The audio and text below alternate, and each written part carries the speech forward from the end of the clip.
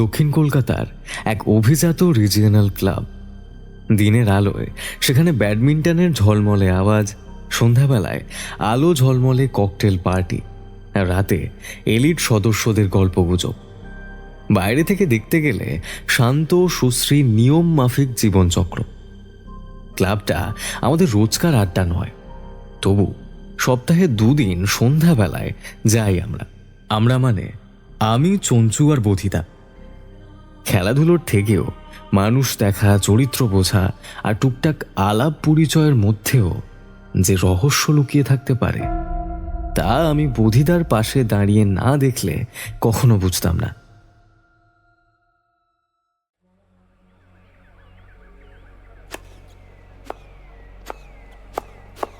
সেদিন বিকেলে ক্লাবে পৌঁছে দেখি ব্যাডমিন্টন কোর্টে জোরদার খেলা চলছে। ঝকঝকে আলোয় কোর্টটা যেন সোনার মতো ঝিলমিল করছে। আমি আর চঞ্চু গ্যালারির এক কোণে বসে পড়লাম। সামনে চোখ আটকে গেল একটা মেয়ের খেলায়। হলুদ কালো জার্সি, টাইট বান করা চুল, মাথা একটু ঝুঁকিয়ে খেলছে। বলটা উঠছে আর সেই সঙ্গে লাফিয়ে লাফিয়ে ওর স্ম্যাশ। ক্লাবে অনেক খেলোয়াড় দেখেছি, কিন্তু এমন স্টেডি ফোকাস খুব কম জনের থাকে। চঞ্চু কনুই দিয়ে ঠেলা দিল। এই বাদিকে লেনটা দেখ তো, ওই দামিনী বসাক না? আমি মাথা নাড়লাম। হ্যাঁ রে, এই ক্লাবেই ওর কোচিং হয়। লাস্ট জোনাল টুর্নামেন্টে সেমিফাইনালে উঠেছিল। চঞ্চু চোখ গোল করে বলল, এই মেয়ে যে ব্যাডমিন্টনের ব্যাটে মডেলিং করলেও দিব্যি চলে যেত রে, দেখার মতো খেলছে। আমি হেসে বললাম, দেখার মতো খেলে বলেই তো আমরা বসে আছি, না হলে তুই এত মনোযোগ দিতি। ঠিক তখনই আমাদের পেছনে এসে দাঁড়ালেন বোধিসত্ত্ব চট্টোপাধ্যায়। সাদা ধুতি পাঞ্জাবি, চোখে পাতলা ফ্রেমের চশমা, মুখে শান্ত একটা হাসি। কিন্তু চঞ্চু আর আমি জানি ওর চুপচাপ মুখের আড়ালেই একটা তীক্ষ্ণ চোখ সবসময় বিশ্লেষণ করে চলে। ওর খেলায় যেটা লক্ষ্য করার মতো তা হলো ওর অ্যান্টিসিপেশন। বল আসার আগেই বুঝে নিচ্ছে কোন দিকে যাবে। আমি বললাম, ও একেবারে আলাদা লেভেলের খেলোয়াড়। যদিও এখনো বয়স খুব কম, তবু ব্যালেন্স, পা চালানো, রিফ্লেক্স সব মিলিয়ে টপ ক্লাস। চঞ্চু হঠাৎ বলল, ও তো রোজ দেখে, জানো, তুই তো মনে হচ্ছে একটু বেশি ফলো করিস দামিনীকে। আমি বললাম, না রে, খেলোয়াড় হিসেবে ওর প্রতি রেসপেক্ট আছে, ব্যাস। ক্লাবের ভেতরে তখন একটু গুঞ্জন। একটা ছোট পার্টির আয়োজন হচ্ছে। কয়েকজন সদস্য এসেছেন, যার মধ্যে ক্লাবের সভাপতি অমিত সিংহানিয়াও আছেন। সঙ্গে আছেন তার ছেলে অনিক। আমার ওকে দেখে অচেনা লাগছিল, তবে চঞ্চু ফিস করে বলল, এই ওই তো সিংহানিয়ার ছেলে। শোনা যায় বড় লোকই আদব কায়দার বাপের টাকায় হুজুক করেই ওর দিন কাটে। আমি বললাম, হয়তো ঠিকই শুনেছিস, তবে লোকটাকে তো তেমন চিনি না। অনিক এসে লাউঞ্জের এক কোনায় দাঁড়িয়ে কিছুক্ষণ কোর্টের দিকেই তাকিয়ে থাকলো। কাকে দেখছিল বা কি ভাবছিল তা বুঝতে পারিনি। আসলে ক্লাবে এমন অনেকেই আসে যারা খেলার চাইতে পরিবেশটা উপভোগ করতে আসে। জলখাবার, আলো, হালকা মিউজিক আর একটু আধটু স্টাইল। ততক্ষণে খেলা শেষ। দামিনী ব্যাগ কাঁধে চাপিয়ে বাইরে আসছে। ঘাম ঝরানো মুখে সেই শান্ত রেসপন্সিবল মেয়েটার চোখে জেদ। বোধিদা এগিয়ে গিয়ে বললেন, আজ ভালো খেলেছো। লাস্ট সেটে একটু টাইমিং পিছিয়ে গিয়েছিল, কিন্তু তাড়াতাড়ি রিকভার করেছো। এত কম বয়সে এরকম চমকে দেওয়া রিফ্লেক্স সচরাচর দেখা যায় না। ধন্যবাদ স্যার, চেষ্টা করব আরও ঠিক করতে। আমি একপাশে দাঁড়িয়ে শুনলাম। সেই মুহূর্তটা খুব সাধারণ, অথচ কোথাও যেন একটা ভার জমেছিল হাওয়ায়। সেদিন রাত্রিরে ক্লাব থেকে বেরিয়ে যাওয়ার আগে চঞ্চু বলল, জানিস, আজকে না সবকিছু নর্মাল ছিল, তো জানি না কেন মনটা একটু অস্থির লাগছে। আমি ওর দিকে তাকালাম। তোর মন হয়তো কোনো গল্পের শুরু শুনে ফেলেছে। পরদিন দুপুরের ব্যাডমিন্টন ম্যাচ শেষ হয়ে গেল। কোর্টের পাশের বেঞ্চিতে বসে আমি আর চঞ্চু ঘাম মুছছিলাম। বুধিদা অবশ্য বরাবরের মতোই হাঁটুতে তোয়ালে পেতে বসে থেকে চুপচাপ কি যেন ভাবছিল। আমাদের তিনজনের মধ্যেই ওই সবচেয়ে কম খেলে, কিন্তু বেশি দেখে। কোর্ট ছেড়ে একটু দূরে একটা গ্রুপের দিকে চোখ পড়তেই আমি চঞ্চুকে কনুই দিয়ে ঠেললাম। ওই দেখ, দামিনী বসাক এসেছে। চঞ্চু গলার নিচে তোয়ালে চালিয়ে ঘাম মুছে হেসে বলল, খেলাটা ভাই পুরো একদম দেখার মতো। কত টুর্নামেন্টে যেভাবে ড্রপ শট ফেললো না, আমি তো হাঁ হয়েছিলাম পুরো। হ্যাঁ, কিন্তু শুধু খেলেই না, ওর মাথাও একদম ঠান্ডা, নিজের মতো থাকে, কেউ যতই উঁকি মারুক। ওদিকে দামিনী তখন কাউকে কিছু বোঝাচ্ছিল, সম্ভবত জুনিয়রদের কিভাবে স্টান্স নিলে শরীরের ভারসাম্য থাকে। ছিপছিপে গরম, চোখে মুখে একরকম আত্মবিশ্বাস, যেটা ওকে বাকি সবার থেকে আলাদা করে তোলে। ঠিক তখনই ক্লাবের পেছনের দরজা দিয়ে ঢুকলো অনিক সিংহানিয়া, অমিত সিংহানিয়ার ছেলে। বয়স কম বেশি আমাদেরই মতো, কিন্তু মেজাজ আর চাল চলনে একরকম অভিজাতি উদাসীনতা। খেলার মধ্যে তেমন নেই, তবে ক্লাবের যে কোনো পার্টি হলে ও থাকবেই। মাথার চুলগুলো এলোমেলো স্টাইল করে রাখা, আর চোখে চিরকালীন ক্লান্তি। দেখ অনেক এসছে। ওর আবার খেলাধুলোয় কিসের আগ্রহ? আগ্রহ তো অন্য কিছুতে। দামিনীর দিকে বেশ কিছুক্ষণ তাকিয়েছিল মনে হচ্ছে। তুইও না চঞ্চু, সব কিছুকেই সিনেমা বানাস। আমরা তখন উঠে পড়লাম। বুধিদা কিন্তু উঠল না, ওর চোখ তখনও দামিনীর দিকে। আমি ভাবলাম হয়তো ওর খেলার ধরন লক্ষ্য করছে। ওদিকে দামিনী এখন এক কোণে বসে ব্যাগ খুলছে। কেউ একজন, সম্ভবত অনিক, ওর দিকে এগিয়ে গেল, কথা বলল কয়েকটা, কিন্তু দামিনীর মুখে কিছু অস্বস্তি ফুটে উঠল বলে আমার মনে হলো না। তবে তখন সেটা নিয়ে কিছু ভাবিনি। এই ক্লাবটা বড় অদ্ভুত জায়গা। আলো ঝলমলে দিনে মনে হয় যেন সবই সৎ, শুদ্ধ, পরিশ্রমী, কিন্তু রাতে এই জায়গাটার আলো একটু ম্লান হলেই সব মুখই একটু অন্ধকার হয়ে যায়। কিছু কিছু ছায়া যেগুলো চোখে পড়ে না ঠিক, কিন্তু ঠিক যেন পিছনে দাঁড়িয়ে ঘাড়ে নিঃশ্বাস ফেলে। সেদিন সন্ধ্যার দিকটা অনেকটাই নিরীহ ছিল, চা, রোল আর কিছু ঠাট্টা তামাশা। আমরা যখন বাড়ি ফিরছিলাম, দামিনী তখনও ক্লাবেই ছিল। কোনো একটা মিটিং ছিল নাকি কোচের সঙ্গে আলোচনা, স্পষ্ট জানা ছিল না। তবে একটা জিনিস সেদিন আমার মনে কাঁটার মতো বেঁধেছিল, বুধিদার চোখ, যা এক মুহূর্তের জন্য থেমে গিয়েছিল দামিনীর দিকে।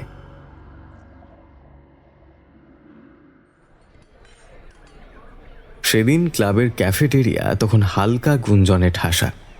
টেবিলে টেবিলে কফির কাপ আর গন্ধে মিশে আছে গল্পের টান।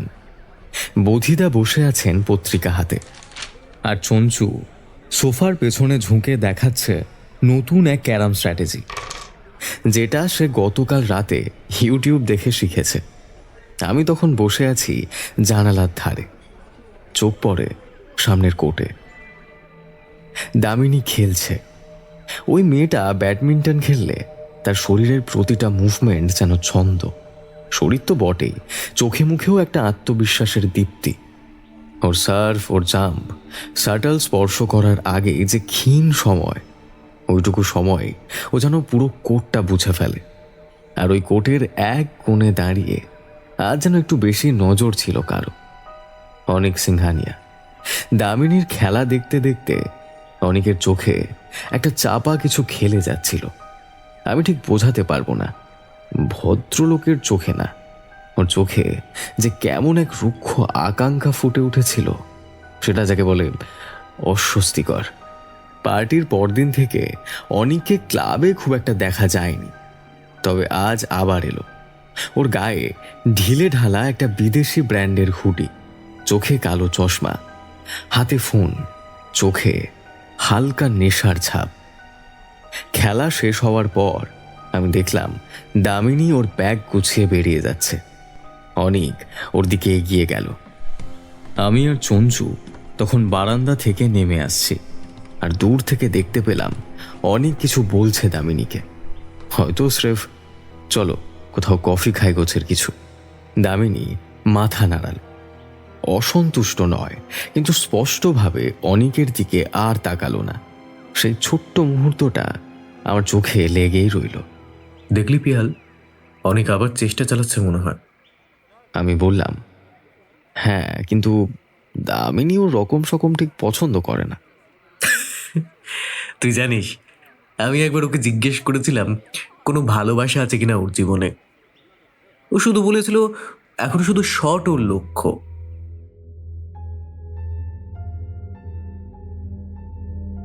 সন্ধ্যের দিকে দেখি অনিক একা বসে বার কাউন্টারে। একটানা কিছুক্ষণ ও কিছু একটা পান করছিল। পাশে কেউ বসলেই চুপচাপ উঠে চলে যাচ্ছে। আমি শুধু একবার পাশ কাটিয়ে যাওয়ার সময় ওর মুখটা দেখেছিলাম। ভেতর থেকে চাপা কিছু পুড়ে যাচ্ছে যেন। পরদিন সকালে খবর এলো অনিক নাকি এক স্টাফের সঙ্গে রাগারাগি করে ক্লাবের এক ব্যাডমিন্টন পোস্ট ভেঙে ফেলেছে। কারণ কিছু নাকি ভুলভাবে বলা হয়েছে ওর চরিত্র নিয়ে। তথ্য নয় পিয়াল, এখনো সবকিছু পর্যবেক্ষণ মাত্র। কখনো কখনো আচরণের চেয়েও গোপন থাকে ইচ্ছার গভীরতা। সেটা বোঝা যায় না, শুধু টের পাওয়া যায় একটু একটু করে। আমি বধিদার দিকে তাকালাম।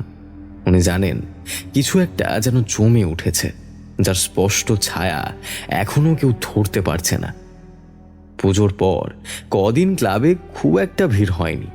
কেউ হয়তো ছুটিতে বা কেউ কাজে ব্যস্ত, কিন্তু দামিনী ঠিক সকাল 7টার প্র্যাকটিসে অনুশীলন চালিয়ে যাচ্ছে। এই নিয়ে কোনোদিনই কারো আপত্তি ছিল না। শুধু আজকাল মনে হচ্ছে ওর ভেতরে যেন কিছু একটা বদলে গেছে। সেদিন সকালে পিয়াল, লক্ষ্য করছিস দামিনীর স্ট্রোকগুলো আজকাল একটু বেশি জোরে জোরে পড়ছে?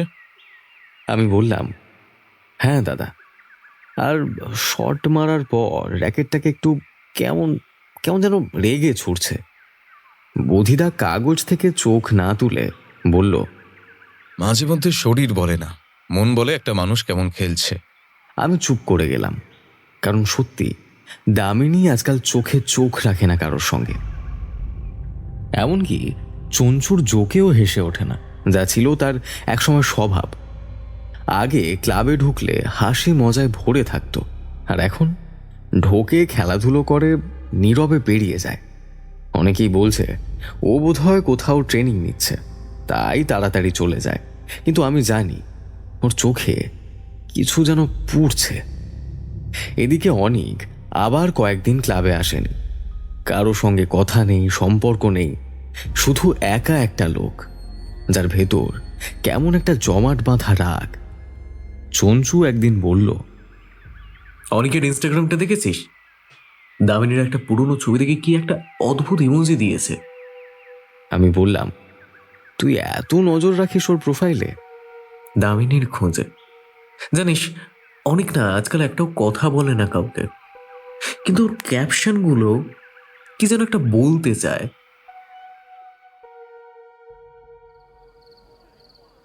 সন্ধ্যায় বধিদার সঙ্গে বসে চা খাচ্ছিলাম। ক্লাবের বাতাস একটু ভারী মনে হচ্ছিল। আলো আছে, হাসি আছে, কিন্তু সবকিছুর নিচে চাপা গুমট। আমি বললাম, বধিদা, দামিনী কেমন যেন বদলে যাচ্ছে না? উনি জানালার বাইরের দিকে তাকিয়ে বললেন, পিয়াল, একজন মানুষ যখন কিছু ভুলে যেতে চায় তখন সে হয় গান শোনে, নয়তো চুপ হয়ে যায়। তুমি কি ভাবছো অনিকের সঙ্গে কিছু ঘটেছে? আমি ভাবছি না, আমি দেখতে চাইছি কে কাকে অবহেলা করছে আর কে নিজেকে আড়াল করছে। সেই রাতে হঠাৎ করেই মনে হলো দামিনীর ফোনে একটা হোয়াটসঅ্যাপ মেসেজ পাঠাই। সব ঠিক তো? সেন্ড করে দিলাম। ব্লু টিক এলো, রেড ডেলিভার্ড। তারপর কিছুই না। একই রকম আর একটা মেসেজ চঞ্চুও পাঠিয়েছিল, উত্তর নেই। আমি আর বধিদা একসঙ্গে হাঁটতে বেরোলাম ক্লাবের পাশের ফুটপাথে। হাঁটার সময় বধিদা শুধু একটা কথাই বলল, যে কেউ নিজেকে গুটিয়ে নিতে পারে, কিন্তু একদিন না একদিন সেই গুটিয়ে যাওয়ার পেছনের কারণটা ঠিক বাইরে আসে। আর সেই দিনটাই এই শটগুলো আর খেলাধুলোয় থাকে না। আমি থেমে দাঁড়ালাম।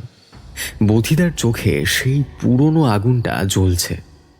অবহেলার গায়ে যেটুকু ছাই পড়ে আছে তিনি বুঝে ফেলেছেন তাতে কিছু পুড়ছে।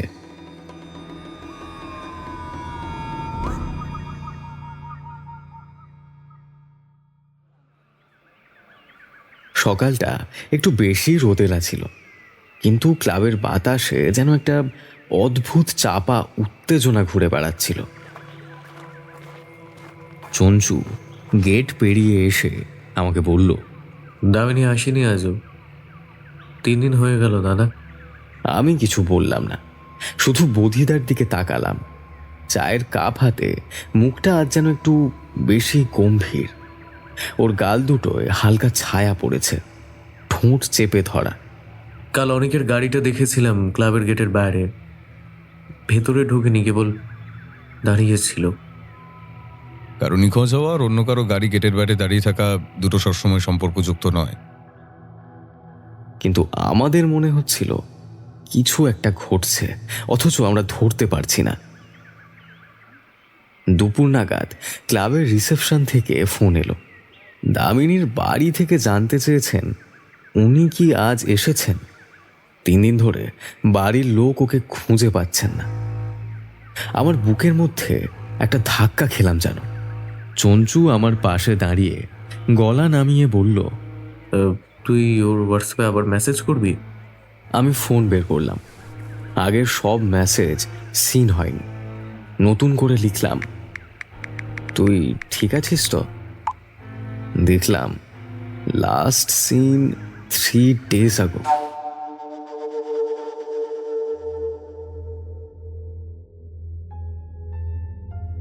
বিকেলে ক্লাবে একটা চাপা গুঞ্জন শুরু হলো। কেউ বলল দামিনী হঠাৎ করে ব্যাঙ্গালোরে গেছে, কেউ বলল তার মা অসুস্থ। সবই রটনা, কেউ জানে না আসল সত্যটা কি। তোর মনে হচ্ছে না বদিদা সবকিছু জানেন কিন্তু কিছু বলছেন না? আমি বললাম, বধিদা সব সময় সব বলেন না, আগে নিজে বুঝে নেন। সন্ধ্যাবেলায় আমরা 3 জনে বসলাম বধিদার চির চেনা বেঞ্চটায়। আমি জিজ্ঞাসা করলাম, বধিদা আপনি কি কিছু আঁচ করছেন? বধিদা ধীরে ধীরে চায়ের কাপটা নামিয়ে বললেন, দামিনীর অনুপস্থিতি শুধু না আসা নয়, ওর মতো মেয়েরা হঠাৎ করে হারিয়ে যায় না, যদি না হারিয়ে যাওয়ার পেছনে কোনো ছায়া থাকে। মানে? আমি আর চঞ্চু একসঙ্গে বলে উঠলাম, আপনি বলছেন দামিনী কোথাও বিপদে আছে? না বলছি না, না বলতেও পারছি না। শুধু এটুকু বলছি, আজ থেকে দামিনী আর স্রেফ একজন ক্লাব মেম্বার নয়, ও এখন একটা প্রশ্ন চিহ্ন। আমি মুখ তুলে চাইলাম ক্লাবের ব্যাডমিন্টন কোর্টের দিকে। ফাঁকা, নিস্তব্ধ, আলো নিভে আসছে ধীরে ধীরে। সেখানে যে হাসি, স্পর্ধা, আত্মবিশ্বাস ছিল, আজ সেখানে কেবল অনুপস্থিতি। আমরা জানতাম না এই প্রশ্ন চিহ্নটা আমাদের কোথায় নিয়ে যাবে। কেবল একটা বিষয় নিশ্চিন্ত ছিলাম, দামিনী নিখোঁজ।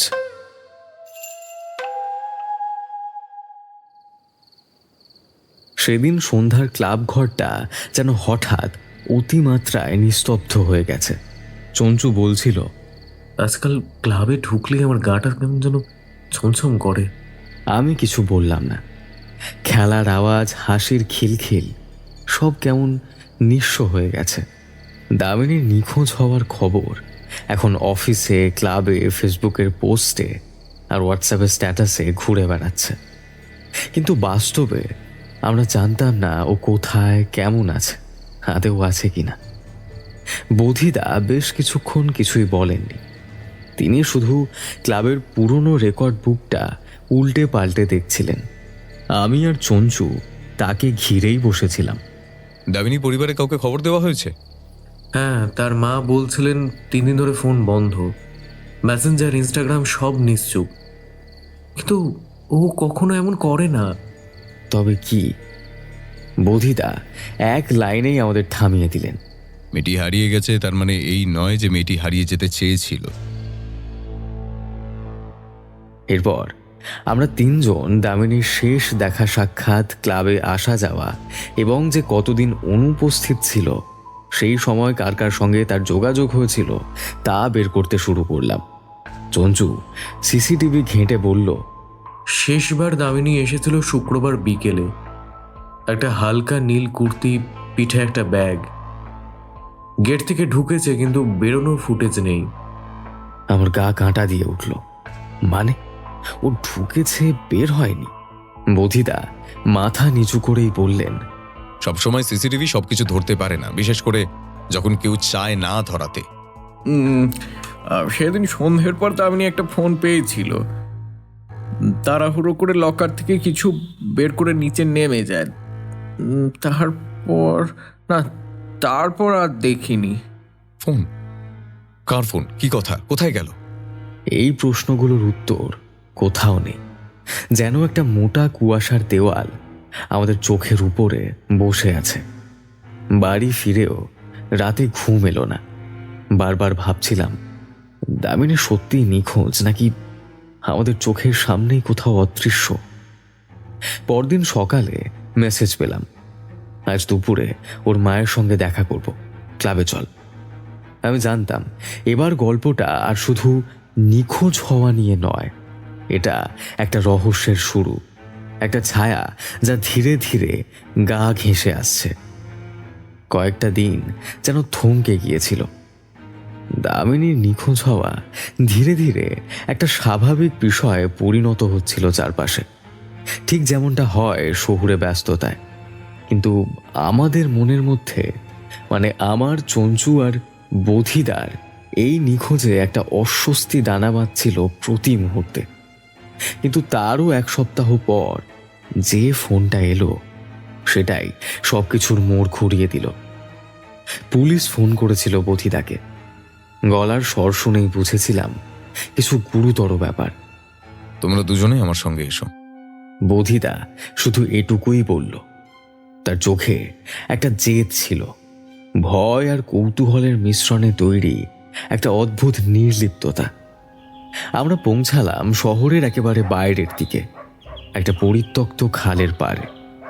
জায়গাটা যেন বিস্তৃত কোনো মঞ্চ, যেখানে আলো নেই, শব্দ নেই, কেবল রক্ত মাখানোর শব্দ। একটা আধছেঁড়া বস্তা পড়ে আছে। পাশেই কিছু রাস্তার কুকুর ঘুরছে। পুলিশ একটা অংশ ঘিরে রয়েছে। সাংবাদিকরা এসে পড়েছে। আমার গলা শুকিয়ে এলো। না না, এটা হতে পারে না। এটা এই পিয়াল, হে পিয়াল, ও তো দামিনী। আমি আর শুনতে পারছিলাম না। পুলিশ অফিসার জানালেন, রাস্তার কুকুরদের টানাটানির কারণে একটি পচন ধরা দেহের অংশ বেরিয়ে আসে বস্তা থেকে। অর্ধগলিত মুখ, কিন্তু গলার লকেট, বাঁ হাতে পরা ব্রেসলেট, সব মিলিয়ে পরিবার চিহ্নিত করেছে ওটাই দামিনী বসাক। আমার চোখের সামনে দিয়ে সবকিছু ঝাপসা হয়ে যাচ্ছিল। কেউ যেন পেছন থেকে ঠেলে দিয়ে বলল, তোমরা বলেছিলে মেয়েটি হারিয়ে গেছে, আজ তার ঠিকানা জানা গেল। বোধিদা নির্বাক, কিন্তু তার চোখের শূন্যতা বলে দিচ্ছিল তিনি কিছু আঁচ করেছিলেন। তবে তা যে এতটা নিষ্ঠুর, এতটা হিংস্র, সেটা কি তিনিও বুঝেছিলেন? পুলিশ প্রাথমিকভাবে অনুমান করছে হত্যার পর লাশ অনেক দূরে এনে খালে ফেলে দেওয়া হয়। জল নামার পরে সেটা ওই জায়গাটার কাদায় আটকে যায়। একটা প্রশ্ন সবাই ঘুরিয়ে ফিরিয়ে করছিল, কে মারল দামিনী বসাককে? কেনই বা মারল? আমরা উত্তর জানতাম না, কিন্তু বোধিদার চোখে তখন স্পষ্ট একটা ভাষা ফুটে উঠছিল। তার ভিতরে কোনো ঘড়ির কাঁটা চালু হয়েছে। দামিনীর মৃতদেহ খালপাড়ে পাওয়ার একদিন পরেই আমরা তিনজন আবার বসলাম ক্লাবের চেয়ারম্যানের ঘরের পেছনের ছোট্ট মিটিং রুমে। এই ঘরটা আমরা বলতাম পিঁপড়ের খোঁজ, কারণ এখানে ঢুকলে সবাই এমনভাবে নিচু গলায় কথা বলতো যেন শব্দ করলেই চারপাশের দেওয়াল আমাদের গিলে ফেলবে। চঞ্চুর মুখ থমথমে। আমি এখনো সেই দৃশ্য ভুলতে পারছি না। বস্তার টুকরো, রাস্তার কুকুর আর গলিত দেহের গন্ধ মিশে থাকা বাতাস। পুলিশ আমার সঙ্গে দেখা করতে চায় আজই। আমি অবাক হয়ে বললাম, তা বলেই দিলে? কবে, কোথায়? বিকেলে ভবানীপুর থানায় ইন্সপেক্টর গিরিশ মুখার্জি নিজেই যোগাযোগ করেছে। আমরা গিয়েছিলাম। ইন্সপেক্টর মুখার্জি একজন সংযত অথচ জিজ্ঞাসু মানুষ। ওর মুখে বিশেষ ভাব প্রকাশ পায় না, কিন্তু তার প্রশ্নগুলো খুব ধারালো। তিনি দামিনীর ক্লাব জীবনের খুঁটিনাটি জানতে চাইলেন। কাদের সঙ্গে ওর বেশি মেলামেশা ছিল, সাম্প্রতিক আচরণে কিছু অস্বাভাবিকতা আমরা লক্ষ্য করেছিলাম কিনা। বোধিদা বেশি কথা বললেন না, শুধু একটা জিনিস বললেন যেটা আমার ভেতরটা শিউরে দিল। দামিনী চুপচাপ একটা ডায়েরি লিখত, তার মধ্যে কিছু নোট আমি পড়েছি। স্পষ্টতই সে বুঝেছিল কেউ তাকে ট্র্যাক করছে। প্রথমে ভেবেছিলাম মজা করছে কেউ, কিন্তু ওর লেখাগুলো সিরিয়াস। ইন্সপেক্টর মুখার্জি তখনই জানতে চাইলেন, আপনি কি কাউকে সন্দেহ করছেন? বোধিদা হাসল না, বিরক্তও হলো না, শুধু বলল, আমি কাউকে সরাসরি সন্দেহ করছি না, তবে ক্লাবের ভেতরে ওর উপস্থিতি, তার ব্যক্তিত্ব, এসব কারো কারো চোখে যেমন মুগ্ধতা তৈরি করেছিল, কারো কারো মধ্যে ছিল ভয়, এমনকি জ্বালাও। থেকে থেকেই মাথায় ঘুরছিল বড় হুমকি কথাটা। দামিনী কার জন্য হুমকি ছিল? ও এত স্নিগ্ধ মেয়ে ছিল, এত নম্র, হুমকি হুমকি কিভাবে? বোধিদা চুপ। ওর চোখ যেন কোনো অদৃশ্য সুতো বুনে চলেছে। বেরিয়ে আসার সময় গিরিশ মুখার্জি বললেন, মিস্টার চট্টোপাধ্যায়, আমরা কিন্তু আপনার ওপর ভরসা করেই সাহায্য চাইছি। তদন্তের অফিসিয়াল পদ্ধতি তো চলছেই, কিন্তু তাছাড়া আপনার যা যা অবজারভেশনস তা কিন্তু অবশ্যই আমাদের জানাবেন। বোধিদা শুধু মাথা নাড়ল। আমি জানতাম এই মাথা নাড়া মানে কেউ আর নিরাপদ নয়। ক্লাবের ভিতরেই একটা অন্ধকার জমাট বাঁধছে। আমরা শুধু জানতাম না তার শুরুটাই বা কোথায় আর শেষটাই বা কোথায়। দামিনীর মৃত্যুর পরেও ক্লাবটা যেন ঠিকঠাক চলছিল। ব্যাডমিন্টনের টুংটাং, ক্যান্টিনের চা, পত্রিকার পাতা উল্টানোর স্বাভাবিক অলসতা, অথচ ভিতরে ভিতরে একটা অদৃশ্য স্রোত বয়ে চলেছিল। বোধিদা চুপচাপ, আগের মতো হাসি মুখে ঠাট্টা করতো না, খবরের কাগজে মুখ গুঁজে থাকতো না, কিন্তু জানতাম ওর মাথার ভিতর ঘড়ি টিকটিক করছে। একদিন সন্ধ্যাবেলা ও নিজেই ডেকে পাঠালো আমাকে আর চঞ্চুকে। শুরু করতে হবে। তুমি বলতে চাইছো আমাদের মধ্যে কেউ? আমি কাউকে দোষারোপ করছি না এখনো, তবে দামিনীর চারপাশে যাদের দেখা গেছে শেষ কিছুদিনে তাদের এক এক করে পর্যালোচনা করব। আমরা তিনজন একটা তালিকা বানালাম।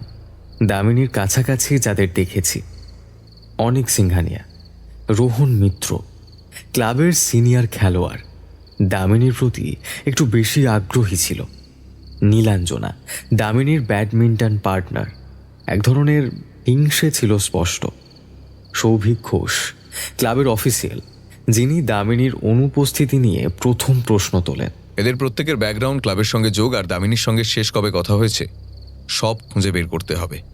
আমি বললাম, মানে তোমাকে ঠিক গোয়েন্দা হয়ে যেতে হচ্ছে, তাই না? বোধিদা একটু হাসলো এবার। ওর হাসিটা ছিল অদ্ভুত রকমের ঠান্ডা। দামিনী ছিল সরল কিন্তু বোকা নয়, কেউ তাকে ভয় দেখাচ্ছিল। তার ডায়েরিতে আছে একটা ছায়া আমাকে অনুসরণ করছে, আমি সেই ছায়াটাকেই খুঁজছি। প্রথম দিনেই আমরা রোহন মৈত্রকে খুঁজে বার করলাম ক্যান্টিনে। রোহন, দামিনী বলতো তুই ওকে সাহায্য করিস ব্যাডমিন্টনের প্র্যাকটিসে। শেষ কবে দেখা হয়েছিল? আসলে ঘটনার সপ্তাহখানেক আগে একটু রুড হয়ে গেছিলাম হয়তো। ওর অনেককে নিয়ে কিছু বলার ধরনটা আমার ঠিক ভালো লাগেনি। মানে ঈর্ষা ছিল? বোধিদা কিছু বলল না, শুধু মাথা নাড়ল। সন্ধ্যা ঘনিয়ে এলো, ক্লাবের আলো নিভু নিভু। তোমরা জানো, পুলিশ বলেছে দেহ পচে গিয়েছিল, কিন্তু মৃত্যুর সময় দেহে আঘাতের চিহ্ন ছিল না। মানে সম্ভবত শ্বাসরোধ বা বিষ। আমি ঘাড় নাড়লাম। মানে এটা ঠান্ডা মাথায় করা খুন? ঠিক তাই, এবং এর পেছনে এমন কেউ আছে যে ওর খুব কাছের ছিল, না হলে ওর উপর সহজে হাত তুলতে পারতো না। তাহলে তোমার সন্দেহ কার দিকে? বোধিদা একটা শব্দও করল না, শুধু ক্লাবের দেওয়ালে টাঙানো গ্রুপ ফটোটার দিকে তাকিয়ে থাকলো দীর্ঘক্ষণ। ও যেন ছবির মধ্যে এমন কিছু দেখছিল যা আমরা তখনও দেখতে শিখিনি।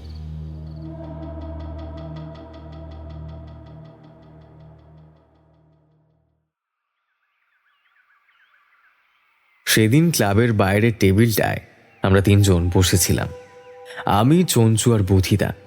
বাতাসে হালকা একটা সোঁদা গন্ধ। মনে হচ্ছিল দামিনীর কথা বললেই চারপাশের বাতাসটা থেমে যাচ্ছে। বুধিদা নোটবুক খুলে বললেন, দামিনীর ঘরে একটা পুরনো ডায়েরি ছিল, হাতে লিখে রেখেছিল অনেক কথা। আজ সকালেই ওর বাবা দিয়ে গেছেন। আমরা একটু চমকে উঠলাম। ডায়েরিতে কিছু লেখা ছিল? আমি বুঝি কেউ আমার পেছনে লেগেছে, কে সেটা এখনো পরিষ্কার নয়। অনেক সিংহানিয়া মাঝে মাঝে নজর রাখে বুঝতে পারি, কিন্তু কেবল তাকেই দোষ দিতে ইচ্ছে করে না।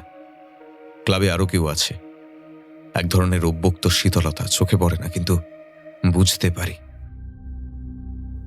গত সপ্তাহে আমার ওয়াটার বটলে অদ্ভুত একটা গন্ধ পেয়েছিলাম। গার্ড বলেছিল কেউ নাকি লকার রুমে আমার ব্যাগ নিয়ে টানাটানি করছিল। ভাবছি ক্লাব ছেড়ে দেব, কিন্তু সত্যিটা আমি না জেনে কিছুতেই যাব না। চঞ্চু চুপ করে গেল। আমি গলা খাকারি দিলাম। মানে অনেক সন্দেহভাজন ঠিকই, কিন্তু দামিনী নিজেই বুঝেছিল ব্যাপারটা আরো জটিল। ঠিক তাই, অনেক তো সামনে থেকে খুব সরব ছিল, কিন্তু যার উপস্থিতি ছায়ার মতো তাকে খুঁজে বের করাই আসল চ্যালেঞ্জ। বিকেলে বোধিদা রওনা দিল ক্লাবের অফিস ঘরের দিকে। আমি রেজিস্টার দেখব। ক্লাব লকার রুমে গত 15 দিনের মধ্যে কার অ্যাক্সেস ছিল তার একটা তালিকা বের করতেই হবে। আমরা চঞ্চুর সঙ্গে গিয়ে বসি ব্যাডমিন্টন কোর্টের ধারে। হঠাৎ চোখে পড়ল নীলাঞ্জনা সিঁড়িতে দাঁড়িয়ে আমাদের লক্ষ্য করছে। ওর সঙ্গে তো দামিনীর বেশ ভালো বন্ধুত্ব ছিল, তাই না? আমি মাথা নাড়লাম। হ্যাঁ, তবে শেষ দিকে একটু দূরত্ব তৈরি হয়েছিল মনে হয়। তোর কি মনে হয় কেউ নিজের বন্ধুকে ঠকাতে পারে? আমি বললাম না কিছু, শুধু নীলাঞ্জনার চোখের দিকে তাকিয়ে রইলাম। ওর চোখে ভয় ছিল না, কিন্তু একটা অস্বস্তি ছিল, যেন কোনো গোপন কথা ঠোঁটের কোণে আটকে আছে।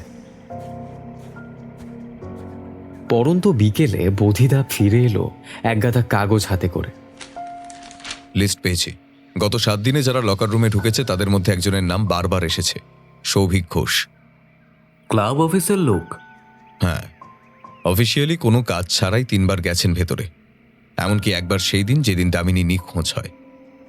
আমরা দুজনেই থমকে গেলাম। ছায়াটা হয়তো ধীরে ধীরে স্পষ্ট হতে শুরু করেছে। বিকেলের আলোটা একটু ঝাপসা ছিল সেদিন, কিন্তু বোধিদার চোখে পরিষ্কার দৃশ্য। ক্লাব অফিস থেকে ফাইল নিয়ে ফিরে এসে আমাদের সামনে রেখে বলল, সৌভিক ঘোষ ক্লাবের জুনিয়র ম্যানেজমেন্টে কাজ করে। অফিসিয়ালি কোনো কারণ ছাড়াই দামিনীর নিখোঁজ হওয়ার আগের দিন রাত 10টায় সে লকার রুমে ঢুকেছিল। আমি অবাক হয়ে বললাম, তাহলে এখন প্রশ্ন সে সেখানে কি করছিল? আমরা ঠিক করলাম ক্লাবের সিসিটিভি রেকর্ডিং দেখতে হবে, কিন্তু ক্লাবের অফিসাররা জানালো সেদিন কিছু ফুটেজ ডিলিট হয়ে গেছে, সার্ভারের সমস্যা ছিল।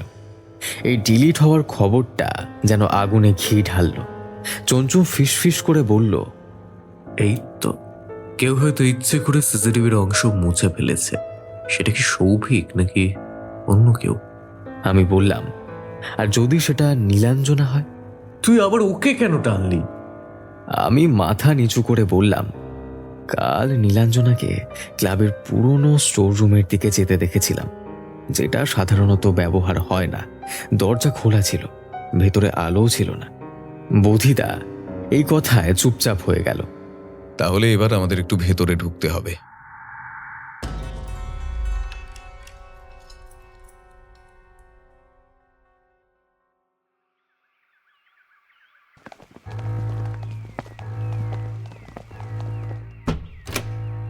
পরদিন সকালে আমরা তিনজন সেই স্টোর রুমে ঢুকলাম। অন্ধকার, ধুলো জমা পুরনো র্যাঙ্ক আর ছেঁড়া ফাইলে ভর্তি জায়গাটা দেখলে মনে হয় কেউ সত্যিই এখানে এসেছিল ইদানিং। হঠাৎ চঞ্চু একটা কাগজ গুড়িয়ে নিল।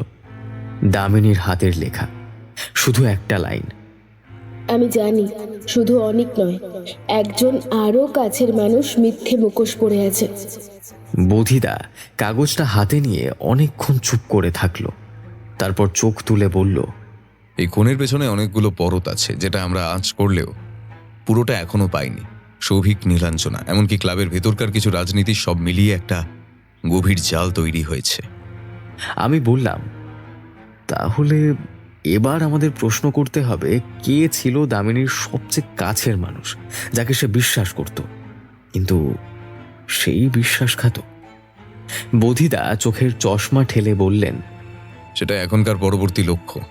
আমরা বুঝলাম খুনির ছায়া ক্রমশ গাঢ় হচ্ছে, আর তার থেকে বেরোনো সহজ হবে না। বোধিদা কিছুক্ষণ ধরে নীরব, চঞ্চু চুপচাপ জানালার দিকে তাকিয়ে আছে। আমি শুধু ভাবছি দামিনীর সেই চিরকুটটা, যেখানে লেখা, শুধু অনিক নয়, একজন আরও কাছের মানুষ মিথ্যে মুখোশ পড়ে আছে। এই লাইনটা মাথার ভেতর ক্রমশ ঘুরপাক খাচ্ছে। বোধিদা মুখ তুলে বসল। আমরা ভাবছি ঘনিষ্ঠ শব্দটার মানে প্রেমিক, প্রিয় বন্ধু বা এমন কিছু, কিন্তু দামিনীর জীবনে এমন কি কেউ ছিল যাকে সে অন্তরঙ্গ অথচ বিশ্বাসযোগ্য নয় বলে মনে করত? আমি বললাম, দামিনী খুব খোলামেলা মেয়েও ছিল না। ওর সঙ্গে যতটা আমাদের বন্ধুত্ব, সেটা সীমিত পর্যায়ে। ক্লাবে তো অনেক ওর প্রতি দুর্বল ছিল, কিন্তু সে কাউকেই গুরুত্ব দিত না। নীলাঞ্জনা, ও তোর ঘনিষ্ঠ ছিল না? হতে পারে। আরেকটা নাম মাথায় ঘুরছে, সৌভিক ঘোষ। ও ক্লাবের জুনিয়র, অথচ দামিনীর প্রতি টান ছিল, হয়তো পেশাগতভাবে, কিন্তু তার থেকেও গুরুত্বপূর্ণ, ও ছিল অনেক কিছু জানার জায়গায়। আমরা ঠিক করলাম সৌভিকের সঙ্গে কথা বলবো। পরদিন সকালে আমরা তিনজন ক্লাব অফিসে যেতেই দেখি সৌভিক অফিসে নেই। রিসেপশন বলল, সকাল থেকে কোনো খবর নেই স্যারের। উধাও।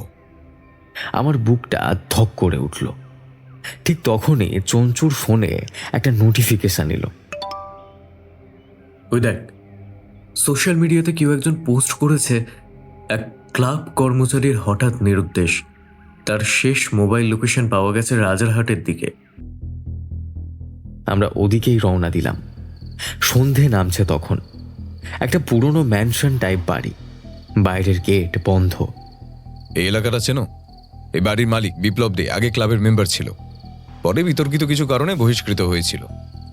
গেটের পাশের রক্ষীকে জিজ্ঞাসা করতে জানতে পারলাম একজন ছেলেকে দুপুরে ভেতরে ঢুকতে দেখেছে। তারপর থেকে আর সে বেরোয়নি। আমরা তখন পুলিশ ডাকতে বাধ্য হলাম।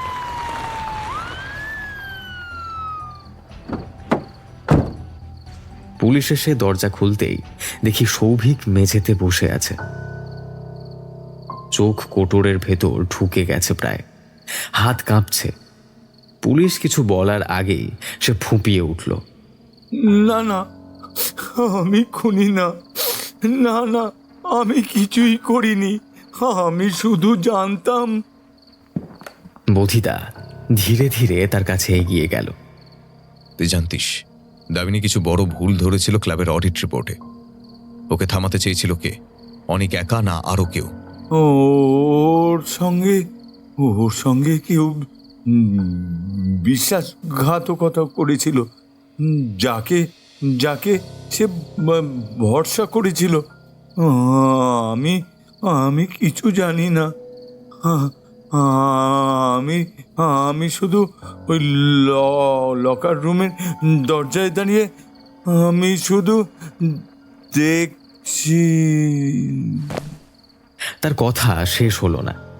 সে হঠাৎ জ্ঞান হারিয়ে মেঝেতে পড়ে গেল। ও কিছু বলতে যাচ্ছিল। কি দেখেছিল? কে ছিল সেখানে? বোধিদার চোখে এক অদ্ভুত স্থিরতা। এই প্রথম সত্যি গল্পের ছায়া থেকে একটা চরিত্র বেরিয়ে এলো। এখন দেখতে হবে সে গল্পের সাক্ষী না চরিত্র নিজেই। আমরা জানতাম পরবর্তী পদক্ষেপ হবে অনেক কঠিন। সৌভিকের মুখে স্পষ্ট ভয় ছিল, কিন্তু তার ভাষা এলোমেলো। আমাদের সামনে হঠাৎ করেই একটা কুয়াশার দরজা খুলে গেল, যেখানে কেউ আছে, অদৃশ্য অথচ খুব চেনা কেউ, যে শুধু দামিনীকে খুনই করেনি, তার বিশ্বাসটাকেও খুন করেছে। বধিদা, সৌভিক যখন বলল আমি দেখেছিলাম, তখন ঠিক কি বোঝাচ্ছিল সে? সরাসরি দেখেছিল খুনটা? না, ও বলেছিল লকার রুমের দরজায় দাঁড়িয়ে ও কিছু শুনেছিল, হয়তো ছায়া দেখেছিল, অথবা এমন কিছু যা পুরোপুরি পরিষ্কার ছিল না। আমি ধীরে ধীরে বললাম, লকার রুমের বাইরে সিসিটিভি আছে না? বধিদা এক মুহূর্তের জন্য চুপ করে থেকে বলল, আছে, তবে ক্লাব ম্যানেজমেন্ট জানিয়েছিল এই সপ্তাহের ফুটেজ অ্যাক্সিডেন্টালি ডিলিট হয়ে গেছে। আমরা একে অপরের দিকে তাকালাম। তারপর আর দেরি না করে সোজা ক্লাবের সার্ভার রুমে গেলাম। সেখানে গিয়ে জানতে পারলাম ক্লাবের পুরনো টেক ইনচার্জ, একজন লোক যাকে আমরা ভট্টদা বলে চিনি, সে এখন আর অফিসে কাজ করে না। কিন্তু ভালো খবর হলো, ভট্টদা মাঝে মাঝে বাইরে থেকে মেন সার্ভার ব্যাকআপ নিতেন। আরও ভালো খবর, সে এখন নিউ আলিপুরে ছোট্ট একটা সাইবার ক্যাফে চালায়। সন্ধে নাগাদ আমরা পৌঁছে গেলাম ভট্টদার দোকানে। ভট্টদা, আপনি যেদিন ক্লাব ছাড়লেন তার আগে সিসিটিভি ব্যাকআপ কোথায় রেখেছিলেন? আরে হ্যাঁ বাবু, একটা হার্ড ডিস্কে সব রেখেছিলাম, তবে খুঁজতে হবে, অনেক পুরনো। খুবই অগোছালো এক ডেস্কের ড্রয়ার থেকে ভট্টদা একে একে 4টে হার্ড ডিস্ক বের করলেন। 3টে কিছুই নেই। চতুর্থটা খুলতেই ফুটেজ লোড হলো। তারিখ নিখোঁজের আগের দিন, সন্ধে 7:35। ভিডিওতে স্পষ্ট দেখা গেল দামিনী ক্লাবের লকার রুমে ঢুকছে। কিছুক্ষণ পর দরজার ফাঁক দিয়ে একজন ঢোকে। ক্যামেরার অ্যাঙ্গেলে তার মুখ দেখা যাচ্ছে না, কিন্তু তার শরীরের গঠন, হাঁটার ভঙ্গি, আমি থমকে গেলাম। পজ করো তো, এখন ভিডিওর ব্রাইটনেসটা একটু বাড়াও। ভট্টদা সেটাই করল।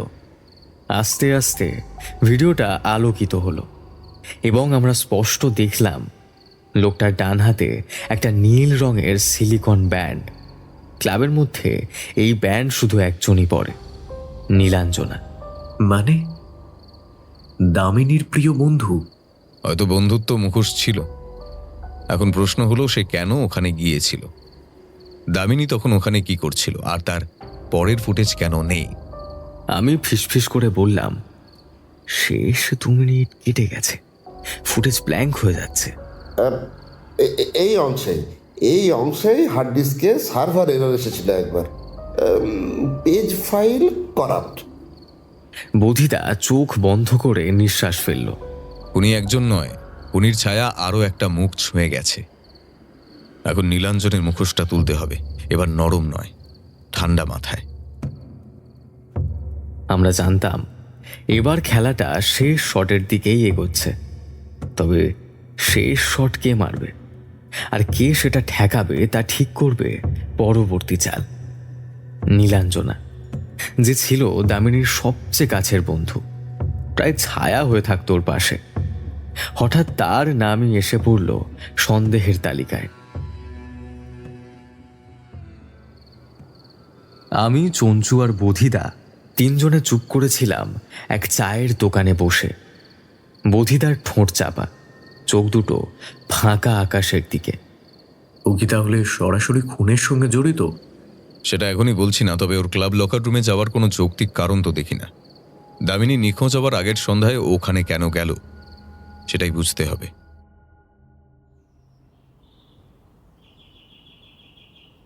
আমরা পরদিন সকালে নীলাঞ্জনার বাড়িতে গেলাম। নীলাঞ্জনা শান্তভাবে আমাদের বসতে দিল। ওর চোখে অবসাদের ছাপ, তবে কণ্ঠে বিন্দু মাত্র কাঁপুনি নেই। তোমার সঙ্গে একটু কথা বলতে চাই দামিনীর ব্যাপারে। বলুন। ওকে খুব মিস করি। সেদিন সন্ধ্যে 7টার দিকে তুমি ক্লাবে গিয়েছিলে? হ্যাঁ, আমার ফোনটা লকারে পড়েছিল, তাই ফিরে গিয়েছিলাম। কেন? কেউ কি দেখে ফেলেছে? বধিদা এক মুহূর্ত চুপ করে থেকে বলল, দেখেছে, সিসিটিভিতে দেখা গেছে তুমি লকার রুমে ঢুকছো। দামিনীও ভিতরে ছিল। নীলাঞ্জনার চোখে এক ঝলক বিস্ময় ভেসে উঠল। পর মুহূর্তেই স্বর নরম হলো।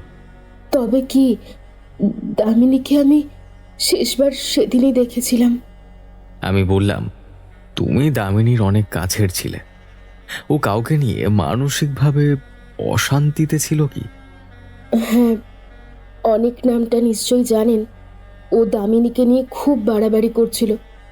দামিনী আমার কাছে বলেছিল ও খুব ভয় পাচ্ছে। তুমি কি ভেবেছিলে তুমি ক্লাবে ঢুকে এসেছো কেউ দেখবে না? যে ফুটেজ মুছে গিয়েছিল সেটা আমরা ফিরিয়ে এনেছি। নীলাঞ্জনার গলা কাঁপলো এবার। না, আমি খুন করিনি। আমি শুধু ওকে বোঝাতে গিয়েছিলাম ও যেন অনেকের নামে রিপোর্ট না করে। রিপোর্ট? অনিকের নামে কেন রিপোর্ট করার কথা বলেছিল দামিনী? আমি জিজ্ঞেস করলাম। ওর ওপর বারবার প্রস্তাব আসছিল, ভয়ানক সব মেসেজ। একদিন তো ক্লাবের শাওয়ার রুমে পর্যন্ত ঢুকে পড়েছিল অনেক। আমরা হতবাক হয়ে চুপ করে গেলাম। তাহলে তুমি শুধু ওকে নিবৃত্ত করতে গিয়েছিলে, না তুমিও ভয় পেয়েছিলে? অনেক তোমাকেও চাপে রেখেছিল, তাই তুমি দামিনীকে চুপ থাকতে বলেছিলে। ও রাজি হয়নি, তারপরে কি হলো নীলাঞ্জনা? আমি আমি বেরিয়ে আসি। আমি শুধু বলি ওকে এখনই পুলিশে যেও না। ও খুব রেগে গিয়েছিল। তারপর আর আমি জানি না। নীলাঞ্জনা তখন ভেঙে পড়েছে। ও পুরোপুরি খুনি নয়, কিন্তু ঘটনায় এক বড় অংশ সাক্ষী ছিল। হয়তো ইচ্ছাকৃতভাবে না, কিন্তু ওর চুপ করে থাকায় দামিনীর মৃত্যুতে সহায়তা করেছে। বোধিদা উঠে দাঁড়ালো। উনি এখনো বাইরে, কিন্তু দামিনী যে প্রতিবাদ করতে গিয়ে একা হয়ে পড়েছিল তা স্পষ্ট। নীলাঞ্জনার মুখোশ খুলেছে। এবার অনেকের ছায়াটা ঝাপসা নয়, তীক্ষ্ণ হয়ে উঠছে। সময় কম। নীলাঞ্জনার মুখোমুখি বসে আমরা ফিরে আসার পরেও আমার মাথায় ঘুরছিল একটাই কথা, কেউ দেখেছিল সবটা, খুব কাছে থেকে। বোধিদা কিছু বলেনি, শুধু একটা সাদা খাতা খুলে কিছু লিখে যাচ্ছিল। আমি আর চঞ্চু চুপ করে বসেছিলাম ওর ফ্ল্যাটে। একসময় বোধিদা মাথা তুলে বলল, চঞ্চু, খালপাড়ের যে রিপোর্টটা পুলিশ দিয়েছিল তাতে একটা কথা ছিল, দামিনীর মোবাইলে খাল ঘেঁষে একটা ঝোপের পাশেই পাওয়া গেছে, কিন্তু সেটা লোকেশন ট্র্যাক একেবারেই বিচ্ছিন্ন, মানে সেখানে যাওয়ার কোনো রাস্তা নেই। মানে মোবাইল এখানে কেউ ফেলে গেছে, তাই তো? না, মোবাইলটা আগে ছিল না ওখানে, ওটা পরবর্তীতে ফেলা হয়েছে। আমি উঠে দাঁড়ালাম। মানে কেউ চেয়েছে মোবাইলটাকে যেন ঘটনাস্থলে প্রমাণ হিসেবে ধরা হয়, কিন্তু আসলে সেটা ঘটনার সময় ছিল না ওখানে। ঠিক তাই, এটা ডিসপ্লেসমেন্ট অফ এভিডেন্স। অনেক সময় খুনি বুঝতে পারে কোনো ডিভাইস বা বস্তু খুনের সময় তার কাছে ছিল, তখন সে সেটা পরবর্তীতে ঘটনাস্থলে ফেলে রাখে প্রমাণ বিভ্রান্ত করার জন্য। তাহলে খুনি কি নিজেই আবার ঘটনাস্থলে ফিরেছিল? আর কেউ ফিরতে পারতো না। সেদিন বিকেলবেলা আমরা ক্লাবে ফিরে গেলাম। বোধিদা অফিসে ঢুকেই সোজা রিসেপশনের কাছে একটা কাগজ চাইল। গত 10 দিনের গেস্ট এন্ট্রি লগ, যেসব মেম্বার ক্লাব বন্ধ থাকার দিনেও ঢুকেছিল তাদের তালিকা চাই। ক্লার্ক একটু অবাক হয়ে সেটা দিল। বোধিদা মন দিয়ে তালিকাটা দেখতে দেখতে একটা নামে থমকে গেল। মুখে যেন অদ্ভুত একটা শান্তির হাসি খেলল।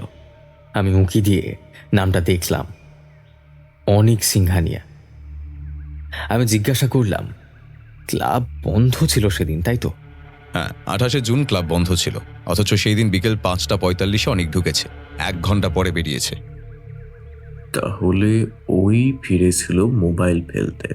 আমার বুক ধরফর করতে লাগলো। তবে একটা কথা তখনও পরিষ্কার না, দামিনীকে খুনটা করা হলো কোথায়?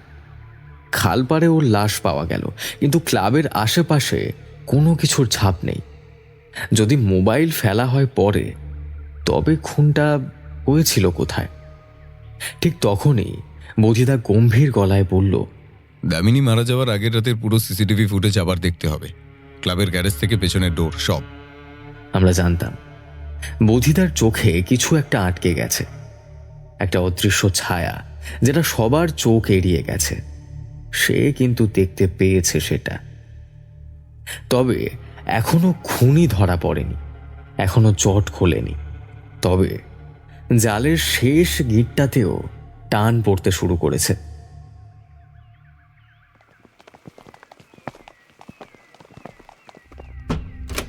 সেদিন দুপুরে বোধিদা আমাদের নিয়ে ক্লাবের সিসিটিভি কন্ট্রোল রুমে ঢুকলো। অফিস স্টাফেদের ছুটিতে পাঠিয়ে দিয়ে ও নিজের মনেই মনিটর অন করলো। স্ক্রিনে ক্লাবের বিভিন্ন জায়গার ফিড ঘুরছিল, reception, badminton court, locker room, parking, পিছনের গেট। এদিন রাত 8টা বাজাও তো। ক্লাবের টেকনিক্যাল লোককে বোধিদা কথাটা বলল। ক্লিপ শুরু হলো। দামিনী ব্যাডমিন্টনের কোর্ট থেকে বেরিয়ে পিছনের করিডোর দিয়ে হাঁটছে, গাঢ় নীল জ্যাকেট পরা, চোখে মুখে ক্লান্তি, একটা ছোট ব্যাগ তার কাঁধে। ঠিক তখনই করিডোরের অন্ধকার অংশে ক্যামেরার একদম কোণের ধারে একটা ছায়া নড়ল। আমি আর চঞ্চু একসঙ্গে নড়ে উঠলাম। ওই তো। ছায়াটা পুরোটা দেখা যাচ্ছিল না, কিন্তু একটা মানুষের করণ স্পষ্ট চোখে পড়ছিল। উচ্চতা আন্দাজ করলে মনে হয় 6 ফুটের কাছাকাছি। ছায়াটা হঠাৎ করেই আবার অদৃশ্য হয়ে গেল। দামিনী তখনও কিছুই বুঝতে পারিনি। এই জায়গাটায় ক্যামেরা অ্যাঙ্গেল এমন যাতে পাশের স্টোররুমের ডোর আর কিছুটা শ্যাডোর জোন পড়ে যায়। বেশিরভাগই সেটা অন্ধকার। মানে খুনি এখানেই লুকিয়েছিল? আমি জিজ্ঞাসা করলাম। সম্ভাবনা খুব প্রবল। আর এই অংশে কোনো মাইকও ছিল না, ফলে কথোপকথন রেকর্ড হয়নি। আমি কিছুক্ষণ চুপ করে থেকে বললাম, তাহলে তারপর ওই করিডোরেই প্রথমে দামিনীকে ঘায়েল করা হয়েছিল।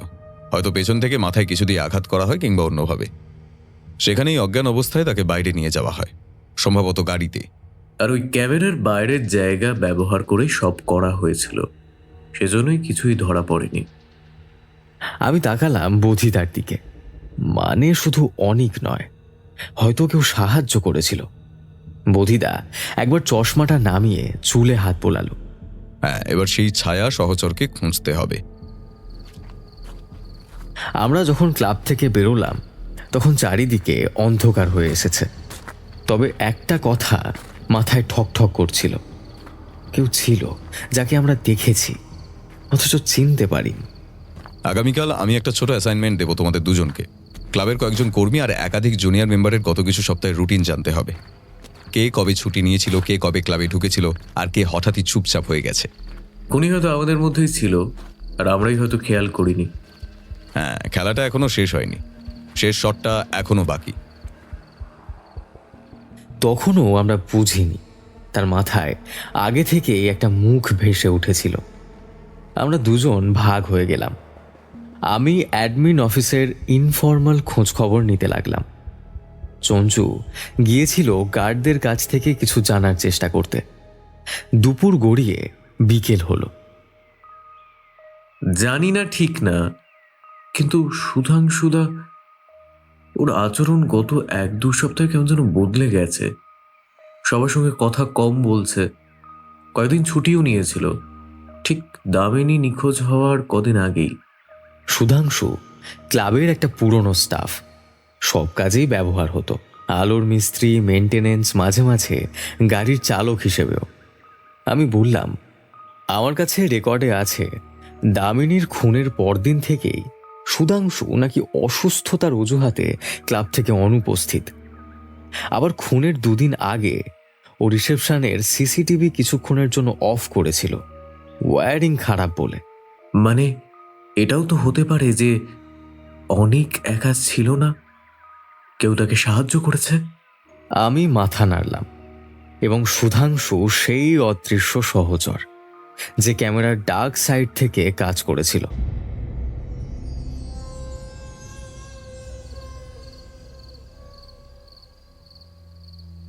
সন্ধ্যায় আমরা বোধিদার সঙ্গে দেখা করলাম।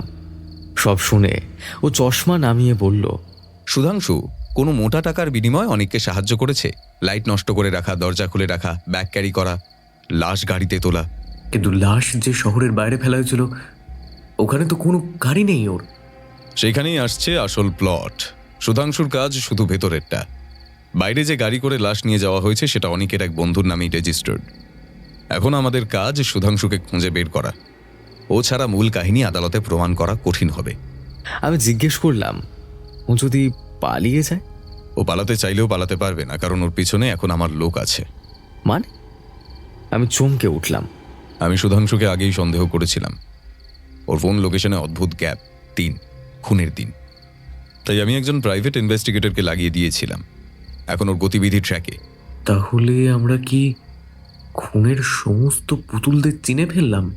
বধিদা চশমা পরে চোখ নামিয়ে বলল, না, শুধু চিনে ফেলাই নয়, এবার নাটকের পর্দা নামানোর পালা। শেষ শটটা এবার আমি মারব। সেদিন সন্ধেটা অদ্ভুত রকম থমথমে ছিল। বধিদার মুখে উত্তেজনার ছাপ নেই, বরং এক অদ্ভুত শীতলতা। ঠিক যেমন ঝড় ওঠার আগে সম্পূর্ণ আকাশ নিস্তব্ধ হয়ে পড়ে। আমরা বসলাম তার ঘরে, জানলা খুলে রাখা। বাইরে আলো আঁধারিতে ঢুকে পড়ছিল একটা সন্ধ্যার ম্লান আলো। বধিদা সামনে একটা কাগজ বিছিয়ে রাখল। তারপর আমাদের বলল, তোমরা জানো কি, দামিনীর শেষ সন্ধ্যাটা আমার চোখের সামনে পরিষ্কার। আমরা স্তব্ধ হয়ে শুনছিলাম। দামিনী সেদিন ক্লাবের একটা ঘর থেকে বেরিয়েছিল 7:30টার সময়। সিসিটিভিতে ওর শেষ দেখা গেছে বেসমেন্ট করিডোরে। এরপরেই অন্ধকার। কারণ সুধাংশু লাইট ও ক্যামেরা বন্ধ করেছিল। ঠিক, আর ওখানেই অনেক ওঁত পেতেছিল। ওর ফোন লোকেশনও সেই সময় ক্লাবের সিগন্যালের বাইরে গিয়েছিল। মনে আছে তো? গাড়ির গেট অটো লক থাকলেও সেদিন খোলা ছিল। আমি বললাম, তাহলে কি সুধাংশুই ওকে বাইরে নিয়ে যেতে সাহায্য করেছে? সুধাংশু শুধু ভেতরের লোক। লাশ বাইরে নিয়ে যেতে অনেক ব্যবহার করেছিল নিজের এক বন্ধুর এসইউভি, যার উপর অস্থায়ী কভার লাগানো ছিল। চতুরভাবে রাত 8:30টায় গাড়িটা ক্লাব ছাড়ে। সুধাংশু আর অনেক দুজনেই ছিল গাড়িতে। সিসিটিভি ফুটেজেও কিছুই নেই, কারণ গ্যারেজের ক্যামেরাও ওই দিন বিকল ছিল। আমি রীতিমতো হতবম্ব। কিন্তু সুধাংশু কনফেস করেছে কিছু? আমি প্রশ্ন করলাম। ওর কনফেশন আসবে কোর্টে। এখনো ওকে সরাসরি ধরা হয়নি, কিন্তু লোকেশন ট্র্যাকিং, ফোনে একাধিক মেসেজ আর একটা জায়গায় সিসিটিভি ফুটেজ সব আছে। আর অনেক, ও কি জানে তুমি ওর দিকে এগোচ্ছ? জানে না, ওভাবে টাকা দিয়ে সব থামিয়ে রাখা যায়। কিন্তু আমি আমার শেষ শট এখনো মারিনি। আমার চোখ চলে গেল সেই কাগজটার দিকে। সেখানে একটা লিস্টে লেখা তারিখ, সময়, স্থান। সবার উপরে বড় করে লেখা দামিনীর শেষ সন্ধ্যা। এরপর আমরা সরাসরি ওর মুখোমুখি হব, আর তখনই পড়বে মুখোশটা।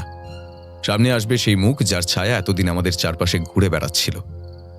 আমরা নিঃশব্দে মাথা নাড়লাম। আর আমি ভাবছিলাম, শেষ শটটা এবার এমন জায়গায় লাগবে যেখান থেকে কেউ ফেরে না।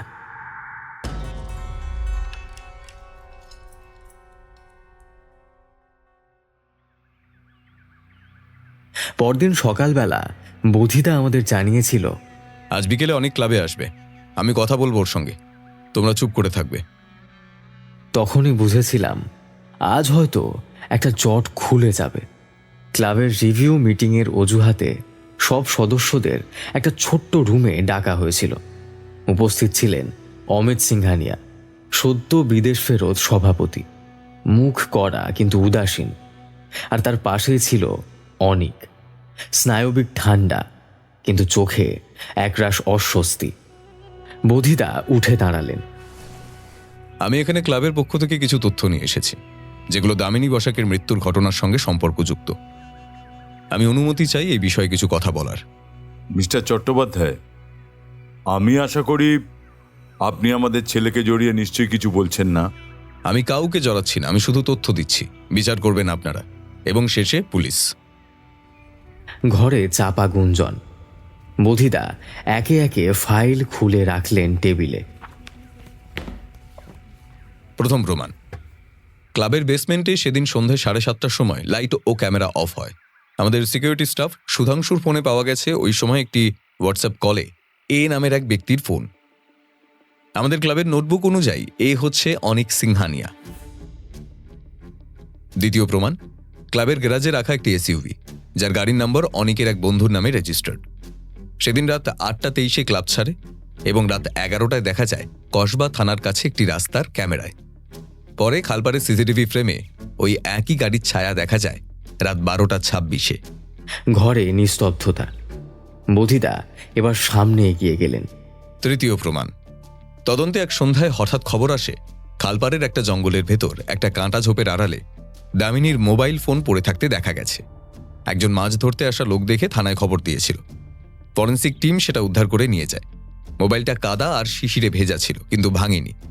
তাতে দামিনীর শেষ কিছু মেসেজ, লোকেশন হিস্ট্রি আর একটি রেকর্ড করা অডিও ফাইল উদ্ধার হয়, যেটা অনেক কিছুই বদলে দেয়।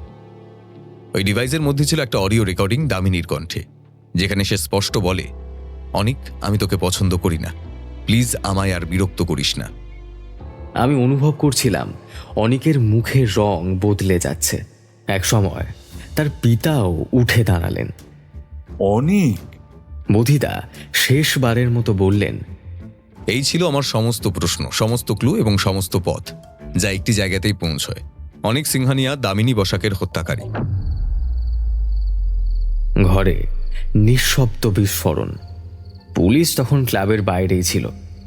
বধিদার ইশারায় ভেতরে ঢুকে অনিককে গ্রেপ্তার করল। সে কিছু বলতে গিয়েও থেমে গেল। গলা শুকিয়ে গিয়েছিল তার। অনিকের চোখে একটু অনুতাপ ছিল না, শুধু একরাশ পরাজিত অহংকার। আর বধিদা তখন জানালেন, শেষ শটটা ঠিক কোথায় বসাতে হয় সেটা বোধিসত্ত্ব জানে। অন্ধকার ঘরে আলোটা জ্বলতেই ধীরে ধীরে পরিষ্কার হয়ে ওঠে বধিদার মুখ। টেবিলের ওপাশে বসে আমি, চঞ্চু ও তদন্তকারী অফিসার চ্যাটার্জি একসাথে তাকিয়ে থাকি তার দিকে। এই কয়েক সপ্তাহ ধরে জমে থাকা ধোঁয়াশা যেন ঘন কুয়াশার ভিতর থেকে ফাটল গলে আলো ফেলে বেরিয়ে আসতে শুরু করেছে। তোমরা নিশ্চয়ই ভাবছো কিভাবে এত কিছু বোঝা গেল, কিভাবে নিশ্চিত হলাম যে অনিকই খুনি। তিনি সামনে থাকা ফাইলটা খুলে একটা কাগজ বের করে ধরলেন। 3টে ক্লু, 3টি আলাদা সূত্র। এই 3টে টানতেই ছিঁড়ে গেল অনিকের সাজানো নকল চরিত্রটা। প্রথম ক্লু, ফোন লোকেশন। দামিনীর মোবাইল ফোনের শেষ লোকেশন ট্র্যাক করে দেখা যায় খালপাড়ের পাশেই একটি নির্দিষ্ট স্থানে তা বন্ধ হয়ে যায়। সেটাই ছিল সেই কাটা ঝোপের জায়গা, যেখান থেকে পরে ফোন উদ্ধার হয়। CCTV footage. ক্লাব থেকে বের হওয়ার রাতে অনিকের গাড়ি যে পথে গিয়েছিল, সেই পথের এক দোকানের সিসিটিভিতে তার গাড়ির হালকা একটা ছায়া ধরা পড়ে। সময়টাও মিলছে ঠিক সেই সময়ের সঙ্গে যেদিন দামিনী নিখোঁজ হয়। তৃতীয় ক্লু, মোবাইল ফোনের অডিও রেকর্ডিং।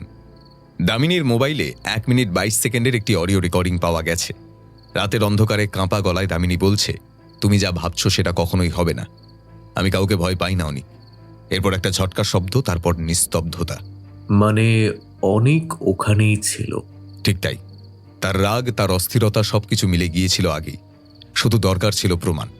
মোবাইলের লোকেশন, অডিও, গাড়ির ছায়া সব একসঙ্গে পড়তেই জড়ো হয়ে গেল পাজলের শেষ টুকরো। মুখার্জি বাবু চুপচাপ বধিদার দিকে তাকিয়ে বললেন, আপনার কথা অনুযায়ী আদালতেও এটা দাঁড়াবে, তাই তো? আমাদের টিম রেডি, ওয়ারেন্টও রেডি। সন্ধ্যা নেমে আসছিল।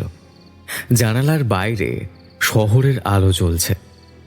আলো আঁধারির এই শহরে দামিনীর গল্প শেষ হলেও তার সঙ্গে জমিয়ে থাকা সত্যের পথটা চিরকাল স্মরণীয় হয়ে থাকবে।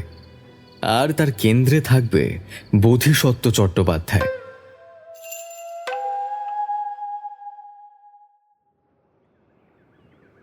আদালত কক্ষ নিস্তব্ধ। সামনের আসনে বসে থাকা অনিক সিংহানিয়ার মুখ থমথমে।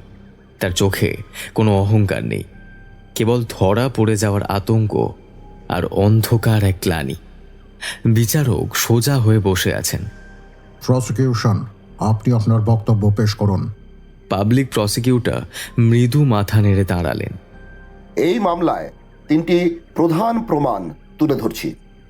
1, খালপাড়ে পাওয়া নিহত দামিনী বসাকের মোবাইল ফোন থেকে উদ্ধার হওয়া অডিও রেকর্ডিং।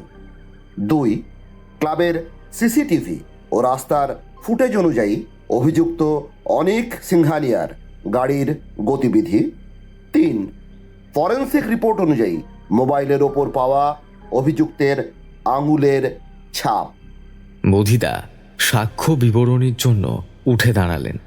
তার উপস্থিতি আদালতের ভেতরেও এক বিশেষ গুরুত্ব তৈরি করল। আমি বোধিসত্ত্ব চট্টোপাধ্যায়, একজন প্রাইভেট ইনভেস্টিগেটর। পুলিশ যখন আমাকে সাহায্যের অনুরোধ করে, আমি গোটা তদন্তটা সম্পূর্ণ নিরপেক্ষভাবে পরিচালনা করি। অনিক এবং দামিনীর সম্পর্ক ছিল একতরফা এবং সেটি শুরু থেকেই অসুস্থ মানসিকতা দ্বারা পরিচালিত। অনেক বহুবার দামিনীকে প্রস্তাব দিয়ে প্রত্যাখ্যাত হয়েছে। সে প্রতিশোধ নিতে চাইতো আর তার জন্য ব্যবহার করেছিল তার ক্ষমতা। বোধিদা দামিনীর মোবাইল থেকে উদ্ধৃত সেই রেকর্ডিং বাজানোর অনুরোধ করলেন। অডিওটি আদালত কক্ষে বাজতে শুরু করে। তুমি যা ভাবছো সেটা কখনো হবে না। আমি কাউকে ভয় পাই না অনেক, আমি কাউকে ভয় পাই না। আদালতের ভেতর নেমে আসে ভারী স্তব্ধতা। অনেক মুখ নামিয়ে বসে থাকে। মাই লর্ড, এই অডিও রেকর্ডিং অভিযুক্তের গাড়ির গতিপথ এবং মোবাইলের ফিজিক্যাল অবস্থান সবকিছু একত্রে প্রমাণ করে যে অনিকই দায়ী দামিনীর মৃত্যুর জন্য। বিচারক সমস্ত কিছু শুনে বলেন, আসামি অনিক সিংঘানিয়াকে ধারা 302 মোতাবেক দোষী সাব্যস্ত করা হলো। চূড়ান্ত রায় পরবর্তী শুনানিতে ঘোষণা করা হবে। Till then, the court is adjourned.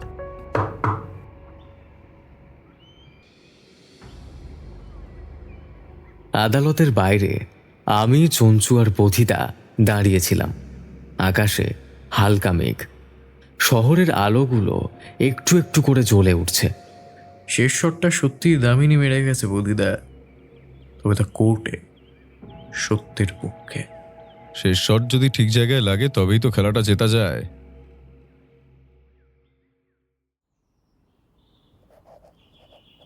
বোধিদা টেবিলে বসে ধীরে ধীরে একটা কাগজে কিছু লিখছিল। পাশে বসে আমি বললাম, তুমি এই কেসটা শেষ করে একটা জিনিস প্রমাণ করলে বোধিদা। খুনি হতে ডাকাত হওয়া লাগে না, একটা অসুরক্ষিত আহত মনই যথেষ্ট। বোধিদা হাসলো না, মাথাও নাড়ালো না, শুধু বলল, খুনিরা সবসময় নিষ্ঠুর হয় না, অনেক সময় ওরা শুধু খুব একা। একটা ক্ষত শুকিয়ে গেলেও চিহ্ন রেখে যায়, আর সেই চিহ্ন যেন আমরাও রেখে গেলাম এই এক অদ্ভুত ব্যাডমিন্টন কোর্টে, যেখানে শেষ শটের আগে হার জিত ঠিক হয়েছিল অনেক আগেই।